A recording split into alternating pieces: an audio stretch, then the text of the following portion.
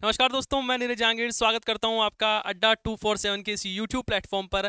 आज के इस स्पेशल सेशन में हम बात करने वाले हैं भजनलाल सरकार की 10 अति महत्वपूर्ण योजनाओं के बारे में। ये जो योजनाएं हैं वो बिल्कुल नई योजनाएं हैं जो कि भजनलाल सरकार द्वारा लॉन्च की गई है, या हम यूँ कह सकते हैं कि ऐसी योजनाएं हैं, मतलब पिछली गवर्नमेंट की ऐसी योजनाएं हैं जिसमें भजनलाल सरकार ने बहुत अमूलचूल परिवर्तन कर दिया है और जो चर्चा में बनी हुई है और पिछले कई एग्जामों में बार बार जो पूछी जाने वाली योजनाएं हैं उनके बारे में हम डिस्कशन करने वाले हैं। तो आपको सेशन को लास्ट तक देखना है। साथ ही ये जो 10 योजनाएं हैं उससे आपके प्रत्येक एग्जाम में, आप चाहे कोई सा भी स्टेट गवर्नमेंट का एग्जाम देते हो, उन सब में ये क्वेश्चन एक ना एक क्वेश्चन आपसे पूछा ही जाएगा। तो हर एक चीज को समझते हुए और याद करते हुए हम क्या करेंगे, पढ़ने वाले हैं। तो देखो स्टार्ट करते हैं। सबसे पहले हम बात करते हैं आपके Swami Vivekananda scholarship for academic योजना। देखो इस योजना के बारे में बात करूं तो ये मोस्ट इंपॉर्टेंट है। क्यों मोस्ट इंपॉर्टेंट है? क्योंकि पिछले कई एग्जाम में ये पूछी गई है। मैं बात करूं जो असिस्टेंट प्रोफेसर का एग्जाम हुआ था जनवरी के समथिंग, तो उस समय ये इसमें से बिल्कुल एग्जैक्ट क्वेश्चन आया था, लेकिन उस समय क्या था, इसका नाम चेंज था। उस समय इसका नाम था Rajiv Gandhi scholarship for academic योजना,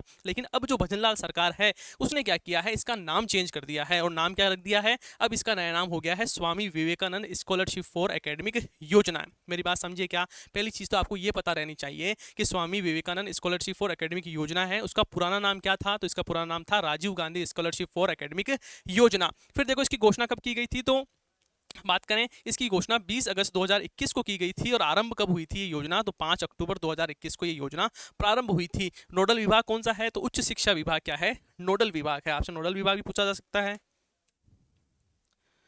बात करें विभाग तो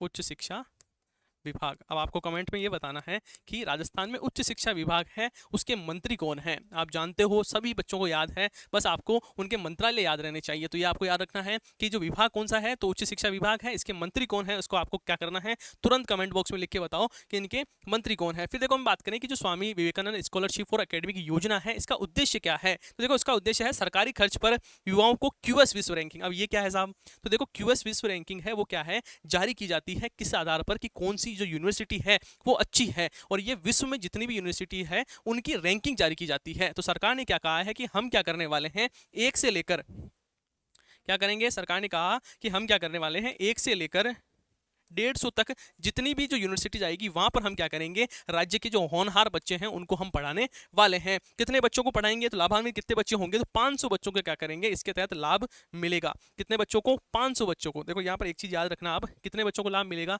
तो 500 बच्चों को लाभ मिलेगा।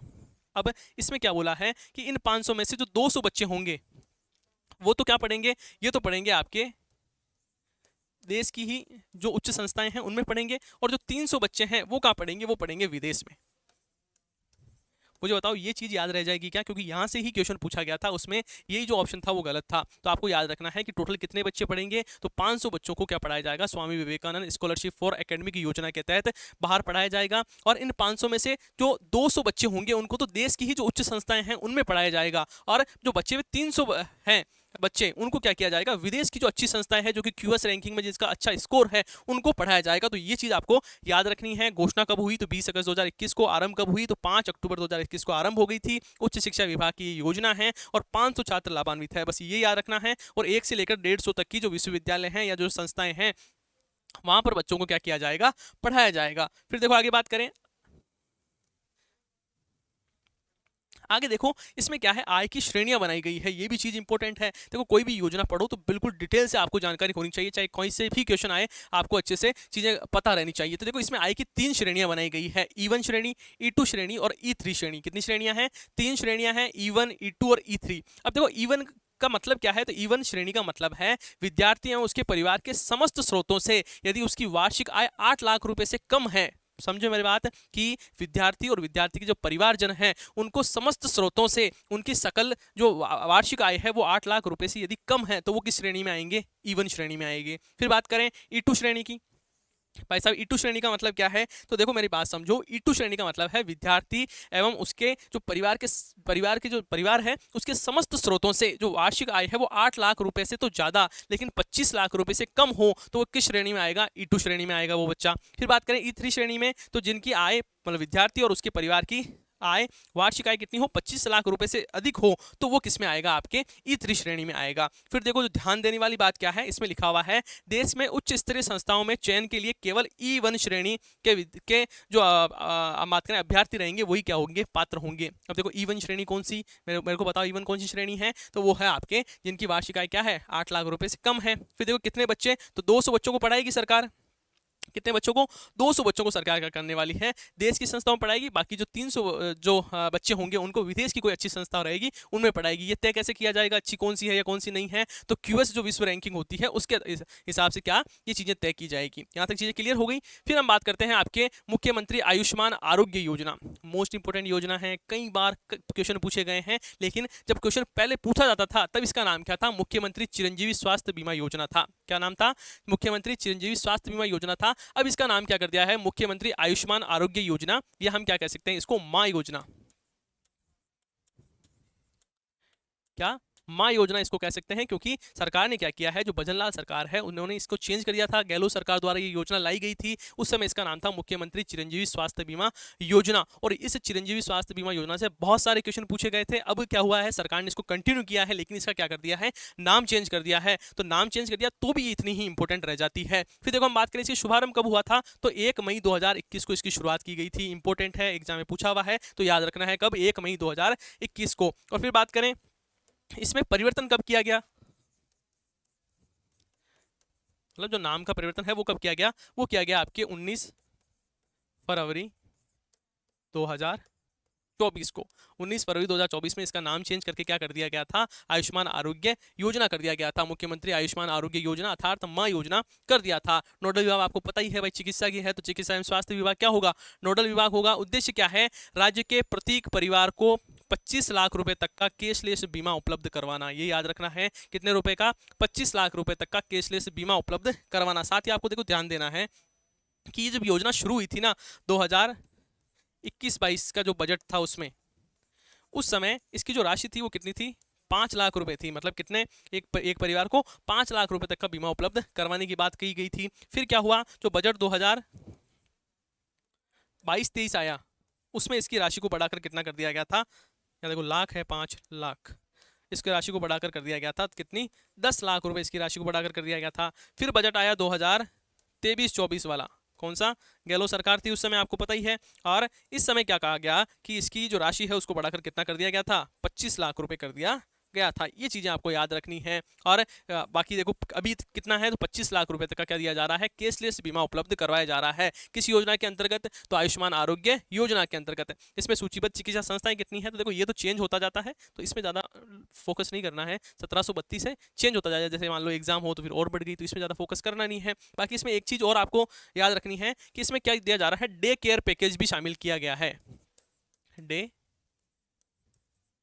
केयर पैकेज भी शामिल किया गया है, किसके लिए, कि यदि कोई ऐसा मरीज है जो कि क्या है, कैंसर से पीड़ित है, तो उसके लिए डे केयर पैकेज की सुविधा की गई है। साथ ही जो आप क्या करा सकते हो, एक चीज़ और है इस योजना के अंतर्गत जो नया बदलाव किया गया है वो बता रहा हूँ। एक तो डे केयर पैकेज शामिल किया गया है, किनके लिए, जिनके पास जिनको कैंसर की बीमारी है उनके लिए। साथ ही एक चीज़ आपको ये याद रखनी है कि इसमें अब क्या किया गया है कि अब आप क्या कर सकते हो, जो आपके मुख्यमंत्री आयुष्मान आरोग्य योजना है इसके अंतर्गत आप राज्य से बाहर जाकर भी क्या करवा सकते हो, जो अंग प्रत्यारोपण है वो करवा सकते हो। इस चीज़ को आप जरूर याद रखना। क्या, इस क्योंकि ये जो चीज़ें बता रहा हूँ ना मैं आपको, ये किस में पूछी जाती है, ये पूछी जाती है स्टेटमेंट में। जैसे आपको आरएस मान लो प्री का एग्जाम है और एक स्टेटमेंट दे दिया कि इस योजना के अंतर्गत अंग प्रत्यारोपण के लिए आप दूसरे राज्य में जाकर भी करवा सकते हैं, मान लो ऐसा कुछ कथन दे दिया, तो वो कथन आपको लगेगा यार सही है, पता नहीं गलत है, तो ये याद रखना है कि इस योजना के अंतर्गत आप ये भी करवा सकते हो, दूसरे राज्य में जाकर अंग प्रत्यारोपण भी करवा सकते हो। साथ ही कैंसर के लिए जो डे केयर पैकेज है वो भी इसमें दिया जा रहा है। तो ये सारी चीज़ें आपको पता रहनी चाहिए। फिर देखो आगे बात करें,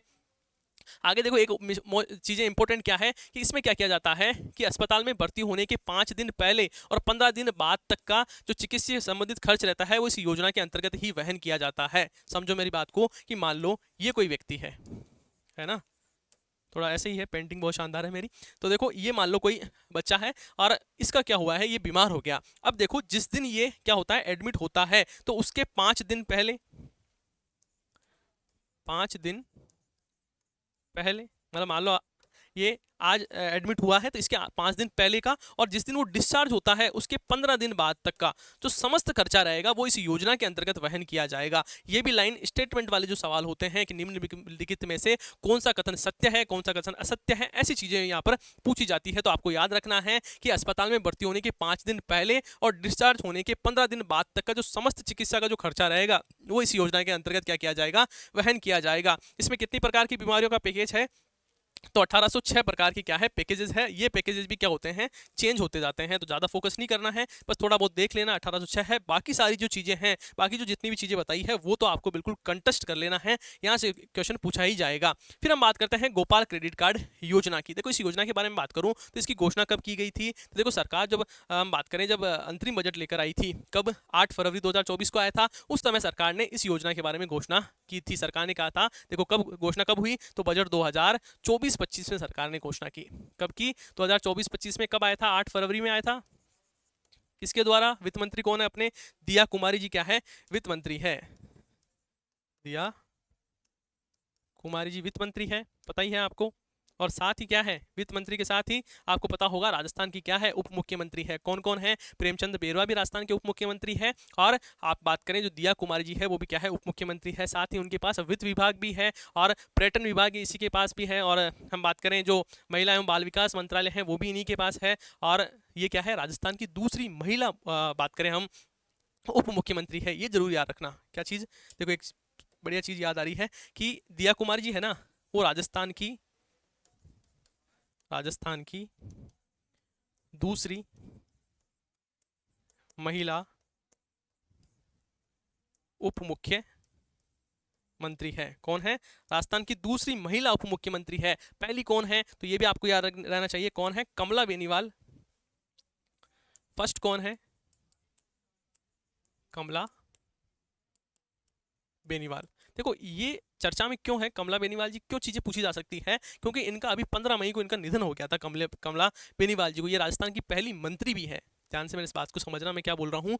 कमला बेनीवाल जी राजस्थान की पहली मंत्री है और राजस्थान की पहली उप मुख्यमंत्री है, और दिया कुमारी जी राजस्थान की दूसरी उप मुख्यमंत्री है। कंफ्यूजन बिल्कुल नहीं होना चाहिए, सारी चीज रहना चाहिए। अब चलो वापस अपन योजना की तरफ आते हैं। हम क्या देख रहे थे, ये योजना के बारे में देख लिया। अब देखो इस योजना का उद्देश्य क्या है, जो गोपाल क्रेडिट कार्ड योजना है इसका उद्देश्य है राज्य में पशुपालन को बढ़ावा देना और किसानों को आत्मनिर्भर बनाने में मदद करना। क्या है इस योजना का उद्देश्य है, योजना के तहत ऋण प्रदान करके ग्रामीण अर्थव्यवस्था को मजबूत बनाने में भी मदद मिलेगी। मतलब सरकार क्या चाहती है कि हम क्या करें, जो पशुपालक है उनको ऋण दें, जिसकी वजह से क्या होगा, जो ग्रामीण अर्थव्यवस्था है वो क्या होगी, और मजबूत होगी। यहाँ तक चीजें क्लियर है। फिर देखो आगे बात करें, प्रावधान क्या क्या किए गए हैं, तो इसमें डेयरी से संबंधित गतिविधियों जैसे पशु शेड, खेड़ी क्या होती है पता है क्या, खेड़ी होती है जिस पर जहां पर पशु जाकर क्या करते हैं, पानी पीते हैं, उसे क्या बोलते हैं, खेड़ी बोलते हैं। तथा दूध, चारा, बंटा संबंधी उपकरण खरीदने हेतु सरकार पशुपालक को 1 लाख रुपए बिना ब्याज के लोन देगी। मतलब सरकार क्या करेगी इस योजना के अंतर्गत, सरकार क्या करेगी कि जो पशुपालक है उनको पशु शेड खरीदना है, या मैं बात करूँ कोई खेड़ी का निर्माण करना है, दूध, चारा, बंटा, इसके लिए क्या करेगी सरकार 1 लाख रुपए क्या देगी, 1 लाख रुपए बिना ब्याज के उपलब्ध करवाएगी। बिना ब्याज के सरकार क्या करेगी, उपलब्ध करवाएगी। और इसकी घोषणा पहले चरण में 5 लाख गोपालक हैं उनको ये ऋण दिया जाएगा, फिर आगे आगे बढ़ा दिया जाएगा। और इसमें सरकार को 150 करोड़ रुपए का बजट जारी कर दिया गया है। ये बात कब की गई थी, ये कही गई थी जो अंतरिम बजट जारी किया गया था, हाँ कब, 8 फरवरी 2024 को, तब ये बात की गई थी। इससे क्या होगा कि आपके 150 करोड़ रुपए का क्या होगा, भार बढ़ेगा। फिर देखो आगे देखें अपन, आगे कौन सी योजना है जो इंपॉर्टेंट है, राजस्थान लाडो प्रोत्साहन योजना। ये योजना भी ऐसी है जो कि बात करें जो लेखानुदान है, लेखा अनुदान 2024-25 में इसकी घोषणा की गई थी। कब, 8 फरवरी 2024 को। उद्देश्य क्या है, बालिकाओं को प्रारंभ से ही समुचित शिक्षा एवं संबल प्रदान करना और महिलाओं के प्रति समाज के जो नकारात्मक सोच है उसको समाप्त करना और बालिकाओं को आत्मनिर्भर बनाना। क्या है इस योजना का उद्देश्य है। सरकार क्या चाहती है, जो बालिकाएं हैं वो आत्मनिर्भर बने, किसी को ये महसूस ना हो कि जो बालिका है वो क्या है, बोझ है। तो इसके लिए सरकार ऐसी योजना लेकर आई है जिसका नाम है राजस्थान लाडो प्रोत्साहन योजना। बिल्कुल नई योजना है, बजरलाल सरकार द्वारा लाई गई है, तो एग्जाम में पूछने की संभावनाएं पूरी है। देखो इसमें प्रावधान क्या किया गया है कि गरीब परिवार की बालिकाओं को जन्म पर 1 लाख रुपए का सेविंग बॉन्ड प्रदान किया जाएगा। सेविंग बॉन्ड मतलब एक ऐसे आप समझ लो कि एक एफडी होती है ना, उस प्रकार क्या दिया जाएगा, 1 लाख रुपए दिए जाएंगे। और जब लड़की 21 साल की हो जाएगी तब क्या होगा, इस एफडी के जो 1 लाख रुपए हैं वो उसको मिल जाएंगे। साथ ही देखो सरकार क्या करने वाली है, यदि वो जो बालिका है वो कक्षा 6 में यदि प्रवेश करती है, किसमें, कक्षा 6 में यदि वो प्रवेश करती है, तब उससे 6,000 रुपये दिए जाएंगे। मान लो जैसे ही कक्षा 6 में प्रवेश करेगी तो 6,000 रुपये दिए जाएंगे। कक्षा 9 में प्रवेश करती है तो उसे 8,000 रुपये दिए जाएंगे। और वही बात करें कक्षा 10 में कितने दिए जाएंगे, 10,000 रुपये दिए जाएंगे। और कक्षा 11 में कितने, 12,000 रुपये। सॉरी मैंने क्या कर दिया, हाँ यहाँ पे 8 कर दिया गया, यहाँ पर क्या करना है 10,000 रुपये। और यहाँ पर कक्षा 11 में 12 और कक्षा 12 की बात करूँ तो 14,000 रुपये क्या दिए जाएंगे। तो ये चीज़ याद रखनी है। मेरे साथ बोलो, कक्षा 6 में 6,000 रुपये, कक्षा 9 में 8,000 रुपये, कक्षा 10 में 10,000 रुपये, कक्षा 11 में 12,000 रुपये, कक्षा 12 में 14,000 रुपये दिए जाएंगे। और वो उच्च शिक्षा करती है तो उन्हें 21 वर्ष की आयु में 1 लाख रुपये जो सेविंग बोर्ड किया गया था तो वो प्रदान किया जाएगा, किसमें, लाडू प्रोत्साहन योजना के अंतर्गत। याद रह जाएगी लाडू प्रोत्साहन योजना, बिल्कुल अच्छे से आपको याद रह जानी चाहिए। फिर देखो आगे बात करें, आगे हम बात करते हैं लाडली सुरक्षा योजना के बारे में। इसकी घोषणा कब की गई थी, तो लेखानुदान के तहत ही की गई थी। कब, 8 फरवरी 2024 को। उद्देश्य क्या है, बालिकाओं व महिलाओं से छेड़छाड़ व अपराध की प्रभावी रोकथाम करना। क्या था इस योजना का उद्देश्य, था कि मतलब जो महिलाएं हैं वो क्या है, देखो लाडली सुरक्षा योजना, नाम से पता चल रहा है कि लाडली की सुरक्षा की बात की जा रही है। मतलब ये योजना क्या करेगी, जो बच्चियां हैं, जो बालिकाएं हैं, जो महिलाएं हैं, उनको सुरक्षा प्रदान करेगी। देखो इसके बारे में बात करें, बालिकाओं व महिलाओं से छेड़छाड़ व अपराध की प्रभावी रोकथाम करना। प्रावधान क्या क्या है, तो प्रत्येक जिले में प्राथमिकता के आधार पर सार्वजनिक स्थल है, बालिका छात्रावास है या जो नारी निकेतन है वहां पर सीसीटीवी कैमरे स्थापित किए जाएंगे, जिससे क्या हो कि छेड़छाड़ ना हो। साथ ही सरकार ने ये भी कहा है कि हम क्या करेंगे, थोड़ा सा सरकार ने ये भी कहा है कि हम क्या करेंगे, एंटी रोमियो स्क्वाड भी बनाएंगे। और इससे क्या होगा, जो एंटी रोमियो स्क्वाड है वो महिलाओं की सुरक्षा करेगी। साथ ही देखो आपके लिए एक सूचना भी है कि जो अड्डा है, अड्डा राजस्थान है, उस पर आपकी आरएस की तैयारी के लिए, जिसमें आपके आरएस प्री मेंस और आपके इंटरव्यू तक की तैयारी कराई जाएगी। और बहुत शानदार टीम है, बहुत ही स्पेशलिस्ट टीचर हैं, उनके आपके वो आपको पढ़ाएंगे। और इसके बारे में बात करें, जो पुष्कर बैच है ये आपको पढ़ने वाला है। देखो 31,999 रुपये का क्या है ये बैच है। और यदि आप क्या करते हो, इसमें एक फैकल्टी कोड लगाते हो, कौन सा, आरपीएससी आरएस। देखो RAS नहीं है, आरपीएससी आरएस। यदि आप फैकल्टी कोड लगाते हो तो आपको इसमें 77% की क्या मिलेगी, छूट मिलेगी। और ये कितने का पड़ेगा, आपके 7,359 रुपये का पड़ने वाला है। और ये जिसमें जो पुष्कर बैच है उसमें 15 तारीख से आपकी 15 जुलाई से आपको जो लाइव क्लासें हैं वो शुरू हो जाएगी। बहुत शानदार बैच है, हर एक टीचर आपके लिए बहुत शानदार चुना गया है। तो आपको अच्छे से इसमें एनरोल करना है, तैयारी करना है। यदि किसी प्रकार का कोई इशू हो, कोई चीज़ पूछनी हो तो देखो यहाँ पर नंबर दिए गए हैं, नंबर पर कॉल करना और आपको सारी जानकारी मिल जाएगी। ये जो बात करें, जो पुष्कर बैच है वो आपके 15 महीने के लिए तो चलेगा। और 15 महीने, जैसे मान लो 15 महीने आपने पढ़ा, लाइव क्लास चलेगी, 15 महीने बाद में 15 महीने की और वैलिडिटी मिलेगी। मतलब इसमें जब हम बात करें वैधता कितनी है, तो 15 + 15 वैधता है। मतलब 15 महीने आपको वैधता मिलेगी और 15 महीने तक तो लाइव चलेगा, तब तक आप चला ही सकते हो। फिर 15 महीने आपके रिकॉर्डेड कोर्स हो जाएगा, तो 30 महीने तक आप आराम से पढ़ सकते हो। फिर देखो आगे बात कर रहे हैं अपन, अब देखो वही हम बात कर रहे हैं लाडली सुरक्षा योजना की। तो देखो यहाँ पर बात किया है, प्रत्येक जिलों में एंटी रोमियो स्क्वाड के तहत गठन किया जाएगा। मतलब सरकार क्या करेगी, एंटी रोमियो स्क्वाड गठन करेगी।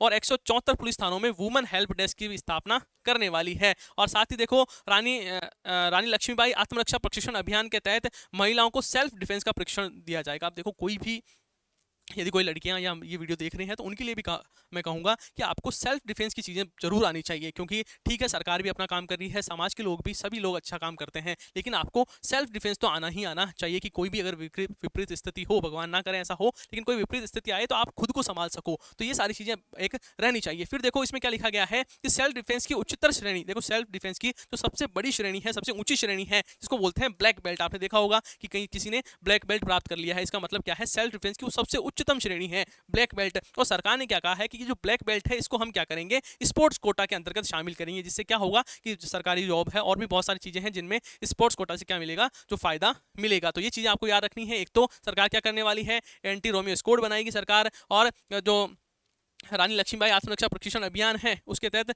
महिलाओं को सेल्फ डिफेंस देगी। साथ ही सेल्फ डिफेंस की जो सबसे उच्चतम श्रेणी है जिसका नाम है ब्लैक बेल्ट, उसको खेल, हम बात करें जो खेल कोटा है उसके अंतर्गत या स्पोर्ट्स कोटा है उसके अंतर्गत सम्मिलित किया जाएगा। ये है आपके लाडली सुरक्षा योजना। फिर देखो आगे बात करें, आगे बात करते हैं रसोई गैस सिलेंडर सब्सिडी योजना। इंपॉर्टेंट है, सरकार द्वारा शुरू की गई है, भजनलाल सरकार द्वारा, तो इंपॉर्टेंट है, अच्छे से आपको याद करनी है। देखो घोषणा कब की गई थी, तो टोंक में लांबा हरि सिंह में विकसित भारत संकल्प यात्रा शिविर के दौरान इसकी घोषणा की गई थी। तो ये चीज आपको पता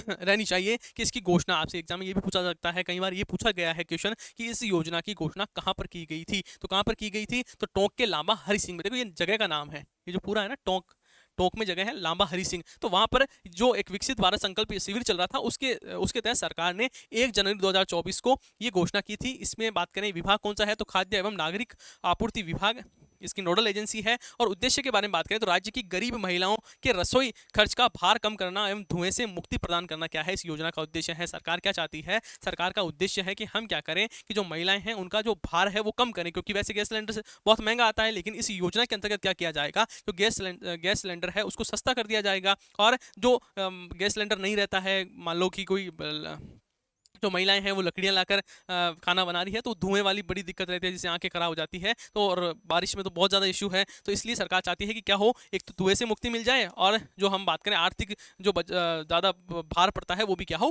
कम हो। फिर देखो इसके बारे में बात करें तो देखो योजना के अंतर्गत उज्ज्वला एवं अन्य गरीब परिवारों के जो बीपीएल परिवार है उनकी महिलाओं को मात्र कितने 450 रुपये में, ये जो अमाउंट है वो जरूर याद रख लेना, कितना 450 रुपये में गैस सिलेंडर दिया जाएगा। और इस गैस सिलेंडर प्रति माह 1 सिलेंडर मिलेगा, मतलब 1 साल में कितने 12 सिलेंडर दिए जाएंगे, कितना 1 साल में 12 सिलेंडर उपलब्ध करवाए जाएंगे। फिर देखो प्रधानमंत्री उज्ज्वला योजना के वर्तमान लाभार्थी को ये योजना का लाभ पूर्ववत मिलेगा, मतलब जो हम बात करें उज्ज्वला योजना है उसके जो लाभार्थी हैं उनको भी एज यूजुअल ये जो लाभ है वो मिलता रहेगा। यहाँ तक चीजें क्लियर है। देखो इसमें याद करने वाली चीजें क्या क्या है, एक तो जगह का नाम याद रख लेना, एक ये कब लॉन्च हुई वो याद रख लेना, और दूसरी बात आपको याद रखना है कि कितने सिलेंडर दिए जाएंगे, तो साल में 12 सिलेंडर और एक सिलेंडर कितने का पड़ेगा, 450 रुपये का सिलेंडर पड़ने वाला है। यहाँ तक चीजें क्लियर हो गई।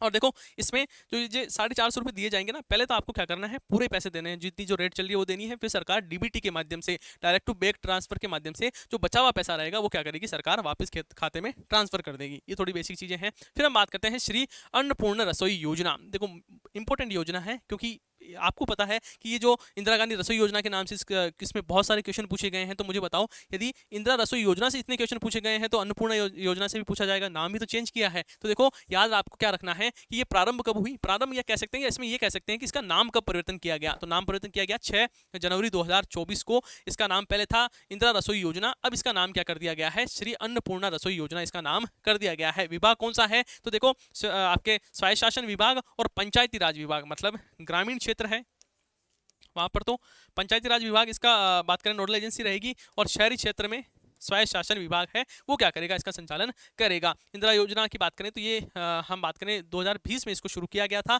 और अब 6 जनवरी 2024 को इसका नाम परिवर्तन कर दिया गया है। साथ ही इसमें बदलाव भी किए गए हैं, ये बदलाव भी आपको पता रहना चाहिए। देखो थाली का वजन पहले कितना था, तो 450 ग्राम था, अब कितना कर दिया है, 600 ग्राम कर दिया है। पहले कितने वजन था, पहले 450 ग्राम था, अब वजन थाली का बढ़ गया है, कितना हो गया है, 600 ग्राम हो गया है। थाली की कीमत पहले कितनी थी, तो पहले 25 रुपए थी। ये कीमत किसकी है, ये जो थाली की कीमत बता रही है सरकार को इतनी पड़ती है।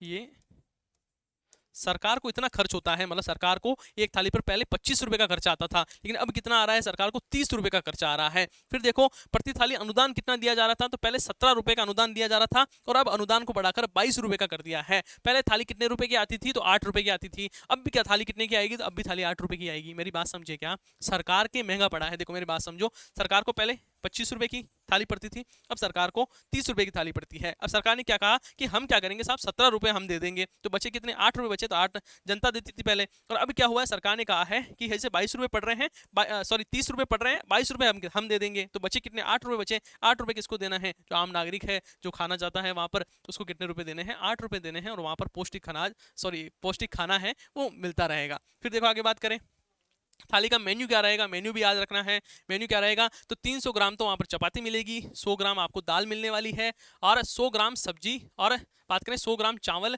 व मोटे अनाज की खिचड़ी। अब देखो मोटा अनाज क्या होता है, प्रधानमंत्री मोदी जी हैं उन्होंने इसको क्या बोला है, जो मोटा अनाज है इसको श्री अन्न बोला है, श्री अन्न। क्या बोला है, श्री अन्न बोला है, मतलब सबसे अच्छा और मोटा अनाज है, जिसमें आपके जवार, बाजरा, रागी बहुत शानदार और पौष्टिक अनाज होते हैं। और आपको पता होगा 2023 का जो साल है उसे मिलेट्स ईयर भी घोषित किया गया था। किसको, 2023 का जो साल है उसे मिलेट्स ईयर घोषित किया गया था। वहीं 2024 का जो साल है उसे कैमलिड वर्ष घोषित किया गया है। कैमलिड मतलब जो ऊंट होता है, ऊंट के लिए वर्ष घोषित किया गया है। तो ये भी चीज़ आपको थोड़ी बहुत पता नहीं चाहिए। और इसको जो मोटा अनाज है इसको श्री अन्न है। श्री अन्न मतलब सबसे बेस्ट अन्न है ये। फिर देखो प्रदेश में 1000 अन्नपूर्णा रसोई संचालित है अभी। ये इसकी देखो ये भी चीजें हैं वो बढ़ती कम होती जाती है, तो इस पे ज्यादा फोकस आपको करना नहीं है। बस आपको थोड़ा सा मेन्यू याद रख लेना, और आपको ये जो डेट है कि 6 जनवरी को क्या हुआ है, इसका नाम परिवर्तन हुआ है, और ये सारे आंकड़े हैं वो आपको याद रहने चाहिए। फिर देखो आगे बात करें, आगे बात करते हैं राजस्थान लोकतंत्र सेनानी सम्मान निधि। अब देखो महत्वपूर्ण क्यों है ये योजना, क्योंकि गहलोत ये शुरू देखो कब हुई थी, 2008 में इसको शुरुआत कर दिया गया था, लेकिन गहलोत सरकार आने के बाद में इसको बंद कर दिया गया। अब क्या हुआ है कि जो भजनलाल सरकार ने इसको वापस चालू कर दिया है। अभी तो बहुत ज़्यादा चर्चा में बना हुआ है, क्योंकि अभी आपको देखा होगा कि जो मोदी जी की शपथ वगैरह थी तो उसमें भी, और शपथ थी तो वो इसमें ये बहुत चर्चा में चल रहा था कि जो इंदिरा गांधी द्वारा जो आपातकाल लगाया गया था, उस समय ये बहुत ज़्यादा चर्चा में चल रही थी कि ये आपातकाल गलत है, या इसके बारे में अभी बहुत ज़्यादा चर्चा में चल रहा था। तो यहाँ पर ये बिल्कुल सही है कि अभी ये योजना पूछी जा सकती है, क्योंकि सरकार क्या कर रही है अभी भी, भजनलाल सरकार ने कुछ शायद 1-2 दिन पहले ही मैंने देखा था कि जो लोकतंत्र सेनानी है उनको सम्मानित किया जा रहा था। लोकतंत्र सेनानी का मतलब क्या है, तो ये जो आपातकाल लगाया गया था इंदिरा गांधी द्वारा 1975 में, तो उस दौरान कई ऐसे लोग थे जिनको डिटेन कर दिया गया था, यहाँ तक कि 19 महीने तक उनको डिटेन किया गया था। तो अब सरकार क्या कहती है कि वो जो लोकतंत्र है, जो भारत का लोकतंत्र है, उसके लिए सेनानी है, उसकी रक्षा के लिए उन्होंने ये काम किया है, तो हम क्या करेंगे, इनका सम्मान करेंगे और इनको क्या करेंगे, पेंशन राशि देंगे। ये किसका है, बीजेपी सरकार ये कह रही है। तो देखो उद्देश्य क्या है, आपातकाल के दौरान लोकतंत्र की रक्षा हेतु जेल जाने वाले जो लोकतंत्र सेनानी हैं उनको क्या दिया जाएगा, पेंशन दी जाएगी। अब देखो आपको क्या याद रखना है, हमें एक तो ये याद रखना है कि 2008 में योजना प्रारंभ हुई थी। अब सरकार ने इस योजना को वापस चालू कर दिया है। कब, तो पुनः कब शुरू की गई, तो 18 जनवरी 2024 को इसे पुनः शुरू कर दिया गया है। और इसमें प्रावधान क्या क्या है, तो देखो इसके तहत लोकतंत्र सेनानियों को 20,000 रुपए की जो मासिक पेंशन दी जाएगी। कितने रुपए की, 20,000 रुपए की। और साथ ही देखो 4,000 रुपए का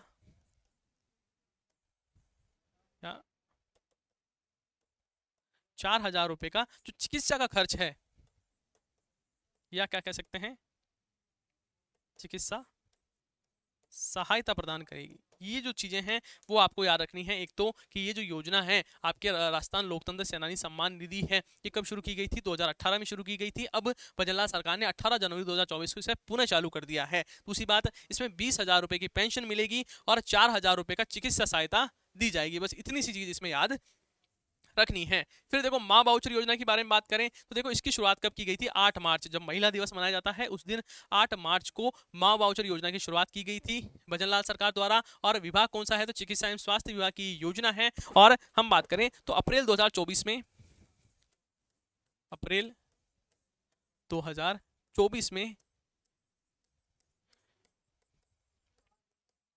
पूरे राजस्थान में ये योजना को लागू कर दिया गया था। कब, अप्रैल 2024 में इसको लागू कर दिया गया था। शुरू में पायलट प्रोजेक्ट के रूप में इसको चलाया गया था। पायलट प्रोजेक्ट का मतलब एक छोटी सी जगह में कोई योजना इंप्लीमेंट करके देखा जाता है कि इसके क्या प्रभाव आते हैं, फिर सब जगह लागू किया जाता है। तो जो माँ वाउचर योजना है इसको देखो 12, भरतपुर और फलोदी, इन जो 3 जिले हैं वहां पर सबसे पहले अप्लाई किया गया था। और अब जब हम बात करें अप्रैल 2024 से 1 अप्रैल 2024 से पूरे राजस्थान में इसको लागू कर दिया गया है। और हम बात करें बजट कितना है, तो सालाना 10 करोड़ रुपए का इसका बजट होगा। और हम बात करें अप्रैल 2024 से पूरे प्रदेश में लागू किया जाएगा, ये बात बताई दी। और उद्देश्य क्या है, तो इससे सुरक्षित मातृत्व अभियान को गति देना और शिशु एवं मातृ मृत्यु दर में भी गिरावट लाना क्या है इस योजना का लक्ष्य है। तो ये आपको पता रहना चाहिए। साथ ही देखो इसके अंतर्गत क्या किया जाएगा, इसके बारे में बात करें तो प्रदेश के जिन सरकारी अस्पतालों में सोनोग्राफी की सुविधा नहीं है उन क्षेत्रों में निजी सोनोग्राफी केंद्रों पर दूसरी या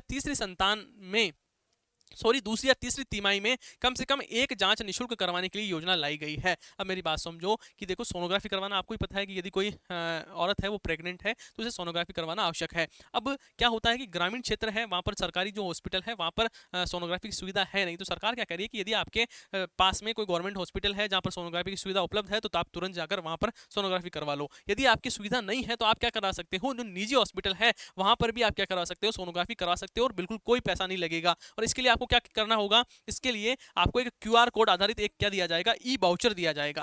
क्या दिया जाएगा, क्यूआर कोड आधारित एक ई वाउचर दिया जाएगा और उस वाउचर को देकर आप किसी भी निजी जो हॉस्पिटल है वहां पर जाकर सोनोग्राफी करवा सकते हो। तो ये है आपके योजना। तो ये सारी चीजें याद रह जाएगी। माँ वाउचर योजना में वाउचर का मतलब क्या है कि इसमें एक जो हम बात करें क्यूआर कोड आधारित एक पर्ची दी जाएगी, उससे जाकर महिला कहीं पर भी जाकर क्या करवा सकती है, सोनोग्राफी करवा सकती है। चीजें क्लियर हो गई। फिर देखो हम बात करते हैं प्रदेश में नमो ड्रोन दीदी योजना। देखो 8 मार्च को तो कौन सी योजना आई थी, बताओ माँ वाउचर योजना कब आई थी? 8 मार्च को। और 11 मार्च को योजना कौन सी लॉन्च की गई थी? तो हम बात करें प्रदेश में नमो ड्रोन दीदी योजना लाई गई थी। हम बात करें मोदी जी ने पहले ही घोषणा कर दी थी, शायद 2023 में 15 अगस्त 2023 को मोदी जी ने घोषणा की थी हम क्या करेंगे, ऐसी ड्रोन योजना लेकर आएंगे। और अब क्या की गई है, प्रदेश में नमो ड्रोन दीदी योजना लाई गई है। शुभारंभ कब किया गया था? तो 11 मार्च 2024 को इसका शुभारंभ किया गया था। स्थान जरूर आपको याद रहना चाहिए, कहां पर? तो आपके बम्बाबोरी रोड गड़ेपान जो कि कोटा में स्थित है, वहां पर इसकी शुरुआत।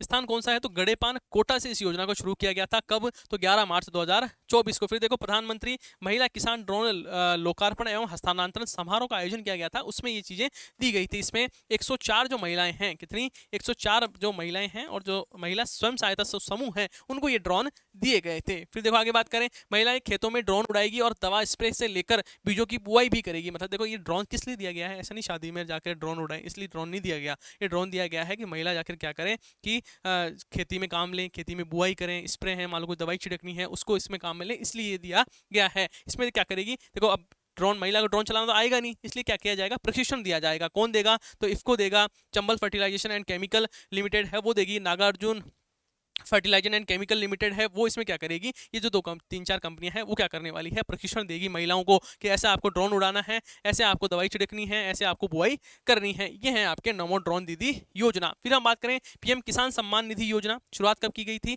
तो आपके 4 फरवरी 2019 की इसकी शुरुआत की गई थी। उद्देश्य क्या है? भूमिधारक किसानों की वित्तीय आवश्यकता को पूरा करना क्या है इस योजना का उद्देश्य है। पहले इसमें 6,000 रुपए की वित्तीय सहायता डीबीटी के माध्यम से 4 किस्तों में दी जाती थी। अब इसको बढ़ाकर कितना कर दिया है? 6,000 रुपए से बढ़ाकर कितना कर दिया है? 8,000 रुपए कर दिया है। सरकार को लागत कितनी आएगी? तो 1400 करोड़ रुपए की सरकार को लागत आने वाली है। फिर देखो हम बात करें शहरी आयुष्मान आरोग्य मंदिर के बारे में। अब देखो आयुष्मान आरोग्य मंदिर है, इसका पुराना नाम क्या था? तो इसका नाम था जनता क्लिनिक। आपने देखा होगा जनता क्लिनिक, महात्मा गांधी जी की फोटो लगी हुई रहती थी। अब क्या किया है भजनलाल सरकार ने? इसका नाम चेंज करके क्या कर दिया है? शहरी आयुष्मान आरोग्य मंदिर कर दिया है। शुरुआत कब की गई थी? तो 18 दिसंबर 2019 को इसकी शुरुआत की गई थी। प्रथम जो क्लिनिक है वो वाल्मीकि नगर जयपुर में लगाया गया था। टैगलाइन क्या है? टैगलाइन जरूर याद रखना है, आरोग्य परम धर्म क्या है इसकी टैगलाइन है। और चिकित्सा एवं स्वास्थ्य मंत्री कौन है? अभी गजेंद्र सिंह आपके चिकित्सा एवं स्वास्थ्य मंत्री है। और उद्देश्य क्या है? घर के पास ही लोगों को अच्छी चिकित्सा सुविधा प्रदान करना क्या है इसका उद्देश्य है। मतलब इसमें शहरी क्षेत्रों में घर के पास में ही क्या होगा? एक क्लिनिक रहेगा, वहां पर जाकर आप जो नॉर्मल आपको कुछ बीमारी है, सर्दी जुकाम वगैरह, वो वहां पर दिखा सकते हो, जिससे जो बड़े हॉस्पिटल है वहां पर ज्यादा बर्डन ना आए।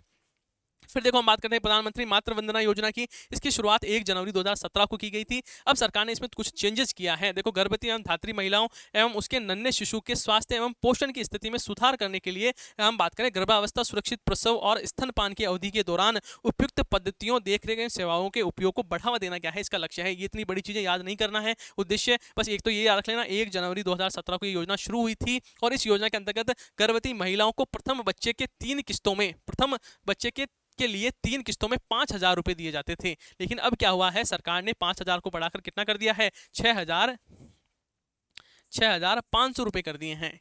तो देखो एक तो जो पीएम किसान सम्मान निधि है उसमें 6,000 से 8,000 कर दिए हैं, और एक आपको यहाँ पर याद रखना है 5,000 से बढ़ाकर 6,500 रुपए कर दिए हैं। और इस पर 90 करोड़ रुपए का क्या होगा? खर्च प्रस्तावित है। तो देखो यहाँ तक जितनी भी जो आपकी इंपोर्टेंट योजना थी, जो कि एग्जाम में पूछने की बहुत ज्यादा संभावनाएं हैं, वो मैंने आपको कंप्लीट करवा दी है। यदि किसी भी प्रकार का कोई भी डाउट हो, कुछ इश्यू हो, कोई चीज पूछनी हो, तो आप कमेंट बॉक्स में पूछ सकते हो। धन्यवाद, मिलते हैं नेक्स्ट क्लास में।